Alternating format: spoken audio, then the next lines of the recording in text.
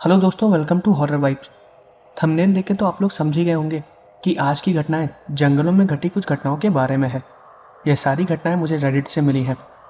ये घटना है कॉन्गो फॉरेस्ट के बारे में, वहाँ पर घटी हुई अजीब घटनाओं के बारे में। अगर आप लोगों ने मेरी पहली वीडियो नहीं देखी है जिसमें मैंने कॉन्गो फॉरेस्ट में घटी कुछ घटनाओं के बारे में बताया है, तो आप पहले जाके उस वीडियो को देख सकते हैं। उस वीडियो का लिंक मैंने आपको डिस्क्रिप्शन में दे दिया है। साथ ही अगर आप लोग चैनल पर नए हैं और आपको हॉरर स्टोरीज और मिस्टीरियस स्टोरीज सुनना पसंद है, तो आप हॉरर वाइब्स को सब्सक्राइब कर सकते हैं। और अगर आपके साथ भी कोई अजीब सी घटना घटी हो तो वो सारी घटना आप मुझे मेरे इंस्टाग्राम पर भेज सकते हैं। मैं अपने इंस्टाग्राम का लिंक वीडियो के डिस्क्रिप्शन में दे दूंगा। साथ ही वीडियो पसंद आए तो चैनल को सब्सक्राइब करना मत भूलिएगा। वीडियो को लाइक ज़रूर करिएगा। मुझे कमेंट करके ये भी बताइएगा कि आपको वीडियो कैसी लगी और मैं अगली वीडियो किस टॉपिक पर बनाऊँ। तो ज़्यादा टाइम न लेते हैं, वीडियो करते हैं शुरू और खो जाते हैं अंधेरों में।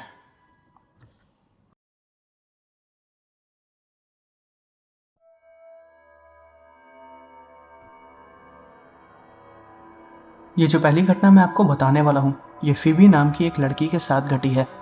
और अब आगे की घटना मैं आपको फिबी के पॉइंट ऑफ व्यू से बताऊंगा।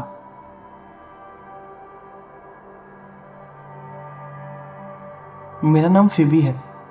कॉन्गो जंगल में घटी हुई घटनाओं के बारे में मैंने पहले भी बहुत बार सुना है, और वहाँ पर रहने वाले अजीब से क्रीचर्स के बारे में भी। वो जंगल काफ़ी ज़्यादा खतरनाक है। कहा जाता है कि वहाँ पर ऐसे क्रीचर हैं जिनके बारे में अभी तक किसी ने जाना भी नहीं है।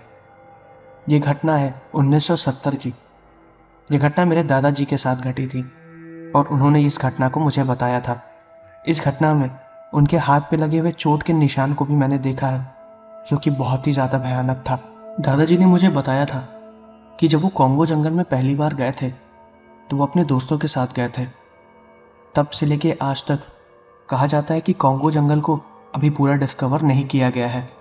वहाँ पर कुछ ऐसे जीव पाए जाते हैं जिनके बारे में आप कल्पना भी नहीं कर सकते। वहाँ पर रहने वाले आदिवासी खुद भी कॉन्गो जंगल को पूरा ढंग से एक्सप्लोर नहीं कर पाए हैं। वहाँ के आदिवासी ये भी बोलते हैं कि उन्होंने कॉन्गो जंगल में ऐसे ऐसे अजीब से जीव को देखा है जो सालों तक नजर नहीं आते, लेकिन वो उसी जंगल में ही रहते हैं। कहा जाता है कि वहाँ पर कुछ ऐसे पेड़ भी होते हैं जो कि अपने आप चलते हैं। वो अपनी दिशाएं बदलते हैं। आगे चलते हुए वो अपने पीछे की जड़ों को गायब करते रहते हैं और वो सूरज की तरफ ही चलते रहते हैं। कॉन्गो जंगल में कुछ ऐसे भी जीव पाए जाते हैं जिनके होने का किसी ने दावा तक नहीं किया गया। वहाँ पर ऐसे पौधे हैं जिनके नाम भी नहीं रखे गए हैं, क्योंकि उन्हें पूरी तरह से कोई डिस्कवर नहीं कर पाया है। आज भी साइंटिस्ट की टीम जब उस जंगल को एक्सप्लोर करने जाती है तो उनको हर बार कुछ ना कुछ नया मिलता है। कॉन्गो जंगल को कॉन्गो रेन फॉरेस्ट भी बोलते हैं, क्योंकि वहाँ पर ज़्यादातर बारिश हुआ करती है। तो ये थी कॉन्गो जंगल के बारे में थोड़ी सी जानकारी। अब मैं आपको वो घटना बताती हूँ जो कि दादाजी ने मुझे बताई थी। मेरा नाम रॉबर्ट है। ये घटना मेरे साथ कॉन्गो रेन फॉरेस्ट में घटी थी। मैं और मेरे 3 दोस्त कॉन्गो फॉरेस्ट में किसी तरह की जानकारी लेने के लिए गए थे। हम उस वक्त मिलिट्री में थे। कहा जाता था कि कॉन्गो फॉरेस्ट में कुछ ऐसी पत्तियां या कुछ ऐसे हर्ब्स मिलते हैं जिससे घाव बहुत जल्दी भर जाते हैं। हम उन्हीं कुछ पत्तियों के सैंपल्स लेने गए थे। हमें यह भी नहीं पता था कि वो दिखती कैसी हैं। हमें इसके बारे में प्रॉपर डिस्क्रिप्शन दे दी गई थी और हम बस उन्हीं को ढूंढने जा रहे थे। कॉन्गो फॉरेस्ट के जिस लोकेशन में हमें जाना था, हम वहाँ पर पहुँचे। उस लोकेशन को देख के तो यही लग रहा था कि हमसे पहले वहाँ पर कोई भी नहीं आया है। काफ़ी ज़्यादा जंगल के अंदर था वो, बहुत ही ज़्यादा बड़ा जंगल जिसके बारे में अनुमान भी नहीं लगा सकते।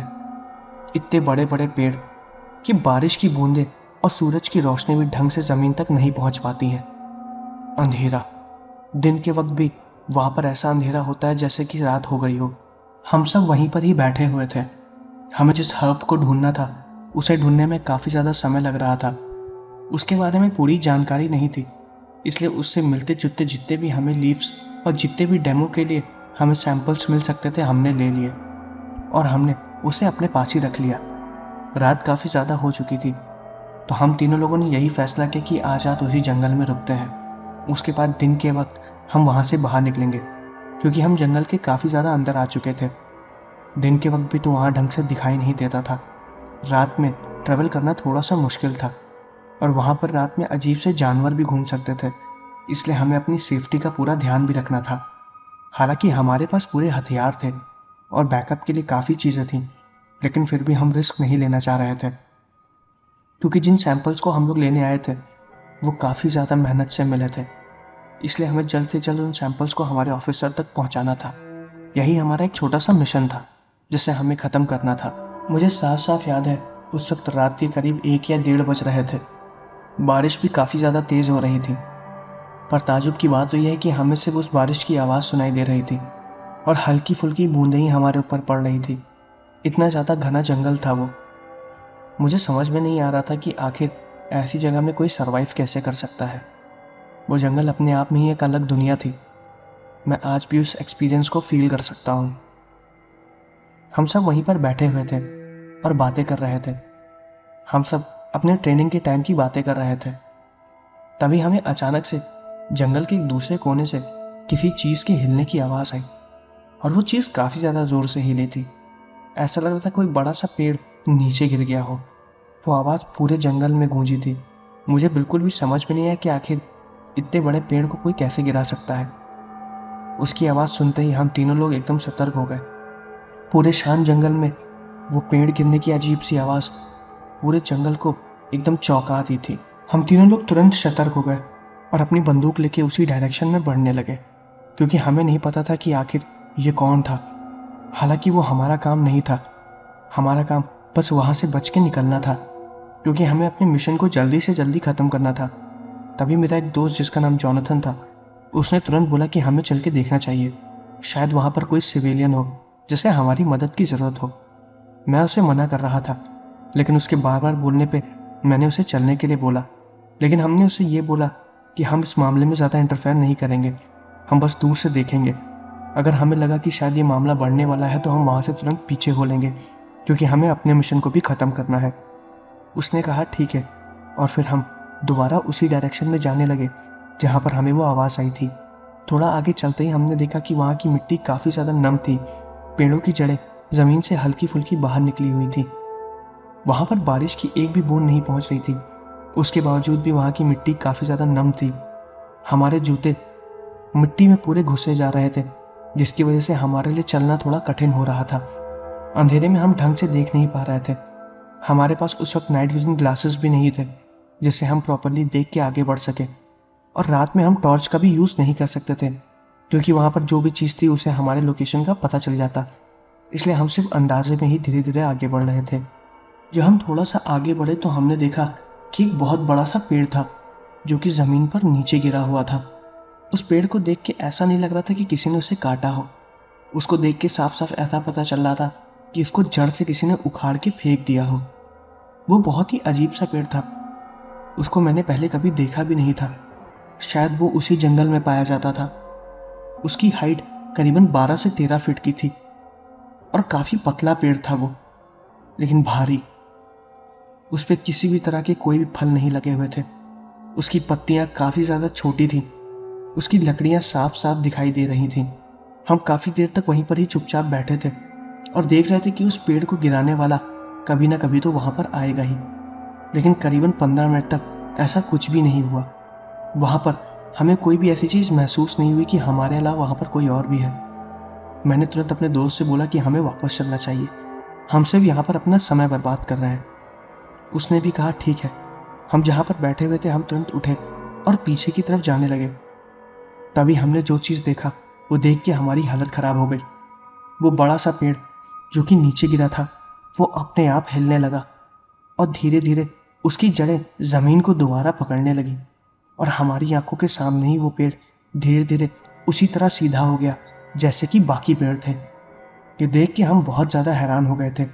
इस अजीब सी चीज़ को देखने के बाद हम तीनों लोग एकदम शांत हो गए। हम इस चीज़ पर विश्वास नहीं कर पा रहे थे कि हमने जो कुछ भी देखा वो एक सच था। कुछ देर बाद उस पेड़ के बगल वाला भी पेड़ अपने आप अपनी ही जगह पर हिलने लगा। साफ साफ पता चल रहा था कि उन सारे पेड़ों के अंदर एक खुद की जान है, और शायद वो आपस में एक दूसरे से बात करने की कोशिश कर रहे हैं। उनकी जड़ें भी ज़मीन से बार बार निकल रही थी और अंदर जा रही थी। पेड़ की टहनियाँ ऐसे हिल रही थी कि जैसे मानो किसी इंसान के हाथ पैर हो। वो शायद एक दूसरे से कम्युनिकेट करने की कोशिश भी कर रहे थे, और ये चीज़ देखने में काफ़ी ज़्यादा विचित्र थी। लेकिन हमारे साथ जो घटना घटी वो और भी ज़्यादा अजीब थी। जिस पेड़ के नीचे हम बैठ के उन पेड़ों को देख रहे थे, जब हमारी नज़र उस पेड़ पर गई तो वो भी वही पेड़ था जो कि हूबहू हम सामने देख रहे थे। हमारी आंखों के सामने ही उस पेड़ की जड़ों ने मेरे दोस्त के पैर के ऊपर अपनी जड़ रख दी, जो कि काफ़ी ज़्यादा मोटी थी। उसका पैर उन जड़ों के बीच में दबा हुआ था। हम लोग उन्हें निकालने की कोशिश कर रहे थे। दर्द की वजह से मेरा दोस्त बहुत ज़्यादा चिल्ला रहा था और उसके चिल्लाने की आवाज़ पूरे जंगल में गूंज रही थी। मजबूरन पेड़ की उन मोटी जड़ों के ऊपर हमें गोलियां चलानी पड़ी, जिसकी वजह से वो जड़ तो टूट गई, लेकिन एक पेड़ उसकी मोटी सी जड़ मेरे हाथ पर आके लगी, जिसकी वजह से मेरा हाथ बहुत बुरी तरीके से जख्मी हो गया। शायद उसने अपने बचाव में मेरे ऊपर हमला किया हो। मेरे हाथ से तुरंत वो गन छूट गई, जिसको पकड़ के मैं उस पेड़ के ऊपर गोली चला रहा था। हम फिर वहां से भागे। मेरे हाथ से बहुत ज़्यादा खून निकल रहा था। हम तीनों लोग जितनी तेजी से हो सके उतनी तेजी से जंगल के बाहर भागने की कोशिश कर रहे थे, और वहां पर कोई और नहीं था जो कि हमारे ऊपर हमला करने की कोशिश कर रहे थे। हमने किसी तरह अपने आप को बचाया और उस जगह से बाहर निकल गए। हम लोग पूरी रात जंगल में टहलते रहे और फिर सुबह होने से पहले हम लोग जंगल के बाहर आ गए। हम बीच में कहीं भी नहीं रुके। मेरे दोस्तों ने मेरे हाथों की पट्टी कर दी थी और जितने भी सैंपल्स हमने लिए थे वो सब हमारे पास रखे हुए थे। हम हमारे दिए गए टाइम से पहले ही सैंपल्स को डिलीवर कर चुके थे, लेकिन हम बहुत ज़्यादा थक गए थे क्योंकि हमने पूरी रात आराम नहीं किया था, और जो हादसा हमारे साथ घटा वो भी हमारे दिमाग से उतर नहीं रहा था। हमें अभी भी लग रहा था कि हम एक सपना ही देख रहे थे जो कि सच नहीं था, लेकिन मेरे हाथ का घाव इस बात को झूठ साबित नहीं होने दे रहा था। हमसे हमारे सीनियर ने रिपोर्ट्स भी मांगी और हमने अपनी रिपोर्ट में सारी चीज़ें मेंशन भी की, और इसको एक कॉन्फिडेंशियल रिपोर्ट बना के फाइल को क्लोज कर दिया गया, क्योंकि उन हर्ब्स के बारे में हमें ज़्यादा जानकारी नहीं थी और न ही हमें इसके बारे में किसी से बात करने की परमिशन दी गई थी। और ये घटना जो मेरे साथ घटी एकदम सच थी। हाथ में चोट लगने के बाद मैं दोबारा कभी गन्स को चला नहीं पाया और मुझे फील्ड जॉब की जगह डेस्क जॉब दे दी गई, और फिर उसके बाद मैंने अपनी बाकी की लाइफ में डेस्क जॉब ही किया और रिटायर हो गया। तो दोस्तों, ये थी पहली घटना। अब मैं आपको एक दूसरी घटना बताने वाला हूँ जो कि एक फॉरेस्ट की है, और ये घटना घटी थी लिवॉन नाम के एक आदमी के साथ। और अब आगे की घटना मैं आपको लिवॉन के पॉइंट ऑफ व्यू से बताऊंगा। मेरा नाम लिवॉन है। ये घटना मेरे साथ 1999 में घटी थी। मैं एक बार अपने दोस्तों के साथ एक फॉरेस्ट में कैंपिंग करने गया था, जो कि एक इजरायलियन फॉरेस्ट था। मेरे इजराइल में कुछ दोस्त रहते थे जिनके मैं घर गया था, और फिर वहाँ से ही मैं उनके साथ कैंपिंग करने के लिए उनके बताए गए एरिया पर चला गया। मेरे 5 दोस्त थे। वो मुझे एक इजरायलियन फॉरेस्ट पे लेकर गए जिसका नाम यातिर फॉरेस्ट था, और काफ़ी ज़्यादा खूबसूरत था वो। हम लोग वहीं पर गए, हमने अपना कैंप सेटअप किया। वहाँ पर सारे लोग कैंपिंग करने जाते थे। हमारी तरह और लोग भी वहाँ पर बैठ के कैंपिंग कर रहे थे। काफ़ी ज़्यादा घना जंगल था। हम सब रात के अंधेरे में उस जंगल में बैठे हुए थे। तभी मेरा एक दोस्त जिसका नाम ब्रूसी था, उसने मुझसे बोला कि उसको जंगल में से कोई अजीब सी आवाज़ आ रही है। ऐसा लग रहा है कि कोई उसे बुला रहा है। हम चारों लोग बैठे हुए थे, लेकिन हमें किसी की भी आवाज़ सुनाई नहीं दे रही थी। सिर्फ उसी को ही आवाज़ सुनाई दे रही थी। हमने उससे बोला कि शायद तुमको किसी तरीके का कोई वहम हुआ है, ऐसी कोई भी आवाज़ हमें नहीं आ रही है। लेकिन उसको लगातार वो आवाज़ सुनाई दे रही थी और काफ़ी ज़्यादा तेज़। वो बार बार उस आवाज़ को सुन के चौंक भी जा रहा था और हमसे इस चीज़ की लड़ाई कर रहा था कि तुम लोग मुझसे मजाक कर रहे हो। वो आवाज़ साफ साफ सुनाई दे रही है। लेकिन ये चीज़ बिल्कुल भी गलत थी, क्योंकि हम 4 लोग वहाँ पर बैठे थे और हमें ये आवाज़ बिल्कुल भी सुनाई नहीं दे रही थी। वो अचानक से भागते हुए जंगल के उसी तरफ चला गया जिस तरफ से उसको वो आवाज़ आ रही थी। हमने उसे रोकने की कोशिश की कि तुम मत जाओ, वहाँ पर काफ़ी ज़्यादा अंधेरा है। तो उसने हमसे बोला कि तुम परेशान ना हो, मैं कुछ देर में वापस आ रहा हूँ, मैं बस देखना चाह रहा हूँ कि वो आवाज़ आखिर है किसकी। उसने बताया था कि उसको किसी आदमी की आवाज़ सुनाई दे रही है जो कि उसको उसके नाम से उसके पास बुला रहा है और मदद के लिए पूछ रहा है। मेरे बाकी के दोस्तों ने कहा कि तुम आराम करो, वो वापस आ जाएगा। फिर हम लोग बैठे हुए थे। करीबन 1 घंटे हो चुके थे और ब्रूसी वापस नहीं आया था। मैंने अपने दोस्तों से कहा कि हमें चल के देखना चाहिए। उन्होंने मुझसे कहा कि तुम्हें परेशान होने की कोई ज़रूरत नहीं है। फिर कुछ देर बाद मेरा एक दोस्त जिसका नाम मडी था, उसको ब्रूसी की आवाज़ आने लगी और ब्रूसी उसको मदद के लिए बुला रहा था। और ये आवाज़ सिर्फ मडी को ही सुनाई दे रही थी, हम लोगों को नहीं। मडी ने हमसे तुरंत बोला कि ब्रूसी को मदद चाहिए, हमें उसकी मदद के लिए जाना पड़ेगा। मेरे बाकी दोस्तों ने उससे बोला कि तुम पागल हो गए हो क्या? अभी ब्रूसी को आवाज़ सुनाई दे रही थी, अब तुमको ब्रूसी की आवाज़ सुनाई दे रही है। यहाँ पर आखिर चल क्या रहा है? तुम लोग किसी तरीके का कोई मजाक कर रहे हो क्या? लेकिन वो मजाक नहीं कर रहा था। ब्रूसी उसको मदद के लिए बुला रहा था और वो आवाज़ लगातार उसके कानों में सुनाई दे रही थी। वो भागते हुए उसी जंगल के अंदर जा रहा था। तभी मैं और बचे हुए दोनों दोस्त ब्रूसी के पीछे जा रहे थे। ब्रूसी जिधर जा रहा था, हम भी उसके पीछे लगातार जंगल के और अंदर जा रहे थे और वो और ज़्यादा गहरा होता जा रहा था। वैसे तो जंगल काफ़ी ज़्यादा खूबसूरत था, लेकिन जंगल के जिस हिस्से में हम सब लोग भागते हुए जा रहे थे, वहाँ पर शायद कोई भी नहीं जाता है। वहाँ के पेड़ भी काफ़ी ज़्यादा घने थे, जिनकी प्रॉपर देखभाल भी नहीं की गई थी। हमने उसे रोका, लेकिन वो रुका ही नहीं। उसने कहा कि वो आवाज़ की वजह से वो उनकी तरफ खींचा चला जा रहा है। और फिर ऐसा ही हुआ। अंधेरे में जाके मडी कहाँ गायब हो गया हमें बिल्कुल भी पता नहीं चला।